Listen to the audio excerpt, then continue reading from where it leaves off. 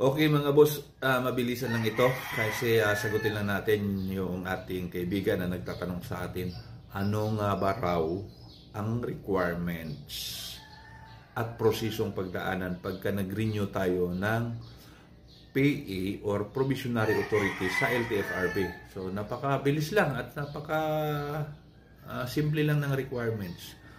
Sa requirements muna tayo. Una ay yung siyempre yung PA mo.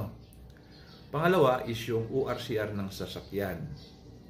Pangatlo is yung motion for extension. Pangapat, if ang maglalakad ay ibang tao maglalakad, kailangan may SPA. Yun lang. Yun lang yung apat ang requirements. Xerox lang ang kailangan doon sa ORCR and PA. So, yun lang kailangan. So, kung magkanong bayad or anong prosesong pagdaanan, ganun lang. Punta ka lang doon, mayroong windows. I think first window is, third window, doon mo isasubmit una.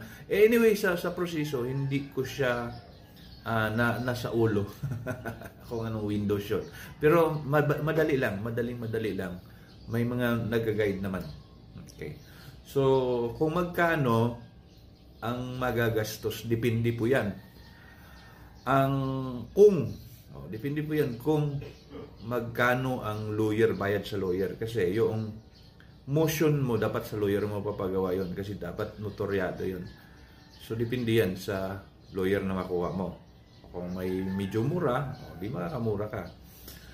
Pero doon sa LTFRB, yung renewal fee nila is standard yon, 260. Yun lang, 260. Okay? So, nasagot ko ba ang katanungan? Kung sagaling okay yung sa inyo, okay itong kasagutan ko, baka pwedeng paki-like naman. Okay, dyan lang tayo. Bye-bye.